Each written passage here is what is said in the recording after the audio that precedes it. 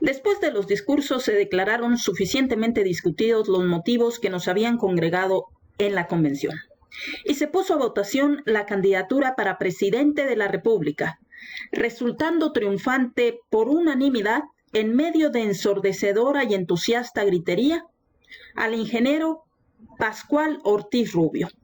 Pues aunque varias delegaciones saincistas habían regresado a hacer causa común con nosotros en la convención, ninguna de ellas votó por Aarón Sáenz. Después de la declaración, el ingeniero y general Pascual Ortiz Rubio presentó la protesta de rigor como candidato a la presidencia de la República. Terminado el acto, nos fuimos acompañando al hotel en que estaba alojado el candidato. Íbamos caminando a pie por medio de la calle, el general Pérez Treviño, el ingeniero Luis L. León y yo, así como un grupo numeroso de diputados y delegados, pero íbamos en forma calmada y comentando lo del levantamiento de los generales infidentes, cuando por una de las aceras apareció muy cerca de nosotros un grupo de muchachas, entre comillas, librepensadoras, que habían llegado de México, creyendo que iban a tener grandes farras con los políticos. Pero estuvimos durante toda la convención tan atareados y en constante lucha, que nadie se apercibió siquiera de la presencia de estas gaviotas, que iban encabezadas por una muchacha muy joven, muy simpática, inteligente y muy bohemia, a la que le llamaban La Brocha, muy conocida de Luis L. León y de mí, y que al vernos nos gritó: ¡cabrones padrotes! ¿Ya nos saludan porque son delegados con credencial reconocida? Lo que hizo que el candidato a la presidencia de la República y los que lo acompañábamos soltáramos la carcajada. ¿Quiénes son?, nos preguntó don Pascual. Es La Brocha, le contesté, que viene con su hueste en busca de combate. Y ya ve usted, no hemos tenido tiempo casi ni para comer. Este chusco incidente sucedió como a las 3 de la mañana. Terminando la convención, regresamos en tren especial de Querétaro a México. Nuestro flamante candidato a la presidencia, ingeniero Pascual Ortiz Rubio, el presidente del Partido Nacional Revolucionario, que acabábamos de formar, general Manuel Pérez Treviño, que era gobernador de Coahuila y estaba con permiso de la legislatura para actuar en política. El ingeniero Luis L. León, que acababa de renunciar al gobierno del estado de Chihuahua, también para formar parte en la campaña del partido. Me pongo en tercer lugar por mi categoría política, pues yo resulté secretario del Distrito Federal, puesto sumamente importante, que tenía el comando político en todas las organizaciones pertenecientes al PNR, sin distinción de sectores y además por ser líder en jefe de los dos bloques, el de la Cámara de Diputados y el de la Cámara de Senadores. En la Cámara de Diputados había 28 valenzuelistas, que así se llamaban los adictos a Escobar, a Topete, a Aguirre y a los demás rebeldes que tenían como candidato al señor licenciado Gilberto Valenzuela, exministro de Gobernación en el primer año de gobierno del presidente Calles, que habiéndose distanciado con él, fue enviado como embajador a Londres, de donde regresó llamado por el general Calles para la Secretaría de Gobernación.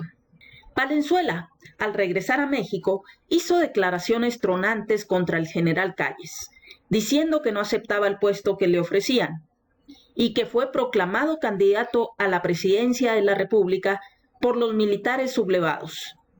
Pero si por desgracia para el licenciado Valenzuela hubiera triunfado este movimiento rebelde, le hubiera sucedido lo mismo que a De la Huerta, en el mismo caso. Pues si De la Huerta hubiera triunfado, o Enrique Estrada, Manuel M. Diegues, Fortunato Maicot o Rómulo Figueroa, los generales García Vigil o Guadalupe Sánchez, De la Huerta era solo un débil instrumento de la rebelión militar.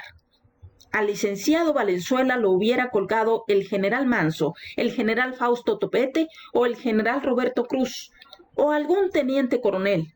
Digo, para fortuna de ambos, de la Huerta y Valenzuela, el Manco derrotó a los primeros y Calles derrotó a los segundos. En el camino entre Querétaro y la Ciudad de México, me vino a ver al carro especial que ocupábamos el Chato Bernabé, que había sido por mucho tiempo el jefe de las bandas de rateros de la Ciudad de México y que ahora andaba prestando valiosos servicios a nuestro partido en asuntos de espionaje y en eso que ahora llaman quinta columna. Se me acercó el Chato y me dijo: acabo de tener noticias en la estación que acabamos de pasar, cuyo nombre no recuerdo, pero ya en el estado de Hidalgo, de que el general Pedro Gabay, que está en Pachuca como comandante militar, se adhirió al movimiento rebelde y está en la vía esperándonos para hacernos prisioneros. Le comuniqué la noticia a don Pascual.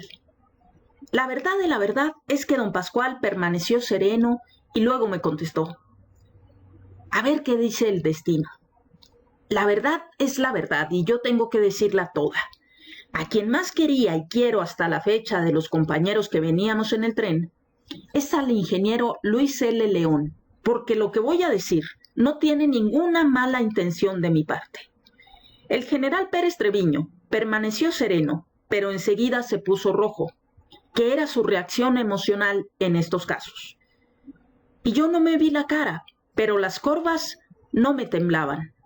Expresión que aprendí en 1912 del traidor general Aureliano Blanquet, cuando iba a las órdenes de Victoriano Huerta a batir a Pascual Orozco, y al pasar por San Luis Potosí, mi hermano Pedro Antonio, que a todas partes me llevaba, le preguntó a Blanquet: ¿cómo se siente, general? Y Blanquet contestó: diputado, la cara no me la veo, las corvas no me tiemblan. Y se pegó 2 o 3 fuetazos en los tacos. Se me quedó grabada aquella expresión para toda la vida. Sigamos con lo de la reacción de cada personaje y con la noticia del Chato Bernabé. El ingeniero Luis L. León se puso a pasear de una punta a la otra del tren. Yo no sé si con la intención de tirarse en un momento dado o de buscar la salvación en alguna forma. Pero él sí estuvo intranquilo hasta que llegamos a México. Nuestra escolta era muy corta. El tren iba lleno de políticos de categoría. Seguramente que unos cuantos íbamos a morir vendiendo más o menos caras nuestras vidas, pero a los demás los hubieran agarrado como a puercos gordos. Por fortuna, la primera noticia que tuvimos llegando a la estación Colonia de la Ciudad de México fue que el general Gabay permanecía fiel. De ahí nos trasladamos a ver al presidente Portes Gil a su casa, ya que nos habían dicho que el general Calles, ese día nombrado ministro de Guerra y Marina por el presidente Portes Gil, no iba a reconocer la elección de don Pascual.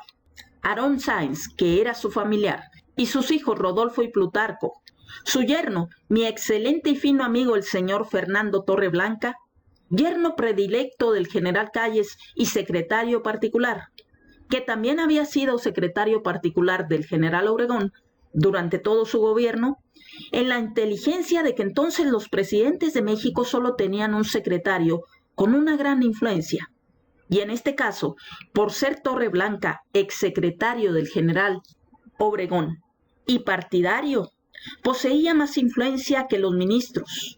León fue el primero en hablar con el general Calles, a quien encontramos en el castillo de Chapultepec, en el gran salón que me parece llaman de los espejos.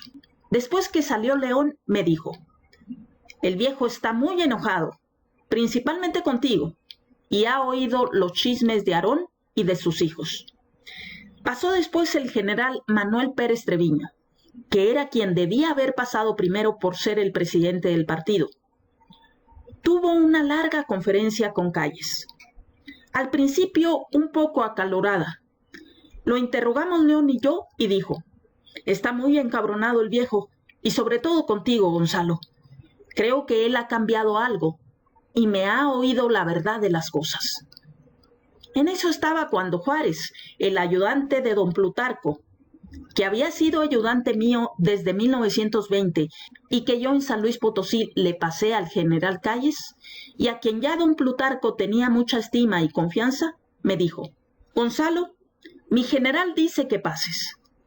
Pasé y me encontré al viejo sentado, y yo sin esperar a que me invitara, jalé un sillón y me senté junto a él.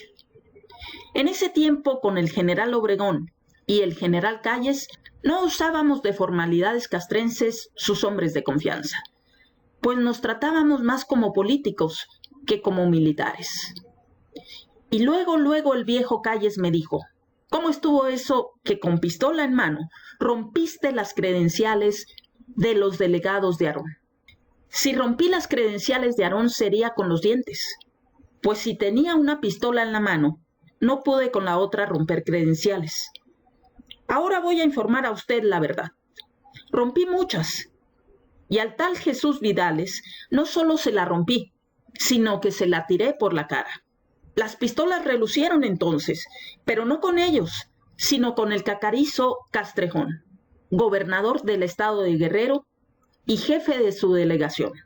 Este general era muy asesino, exzapatista y acérrimo partidario de Aarón, de quien ya se creía ministro, y que al verlo poner mano en su pistola saqué la mía muy rápida y le dije: te doy 2 minutos para abandonar el local donde estamos. No necesitamos de las credenciales de ustedes, solo tienen calidad de delegados falsos. Me volvió a contestar airado Castrejón y le dije: tómala como quieras. Y como él enfundó su pistola, yo enfundé la mía. Aarón, que llegó en ese momento, cambió su gesto generalmente apacible por uno de pasión y violencia, y yo le dije a Aarón: por cierto, con Aarón en la actualidad llevo una muy buena amistad. Pero volvamos. Y yo le dije a Aarón: cartucheras al cañón, quepan o no quepan. Todo eso le dije al general Calles con tanta franqueza y sinceridad que el viejo cambió. ¿Y lo de mis hijos?, me preguntó. Yo le contesté: nadie los insultó, porque no se presentaron a registrar sus credenciales, pero sí eran los más activos y apasionados propagandistas de Aarón, y tomaban el nombre de usted. En un momento dado que me vi con Plutarco, no así con Rodolfo, al que no vi, le dije: Aco, nombre cariñoso que le dábamos, ha llegado tu cuñado Aarón a la traición al abandonar la convención y haber declarado que no reconocía sus acuerdos. Ahora que vaya a pedirle la bendición a tu papá y que se arrepienta, para que quede bien acomodado en el próximo régimen, que es lo que a él le ha interesado siempre. Efectivamente, quedó en el gobierno de don Pascual como jefe del departamento del Distrito Federal. Bueno, me dijo el viejo Calles, tú sabes que lo de los hijos siempre duele, y yo no los mandé a la convención. Ellos son ciudadanos libres.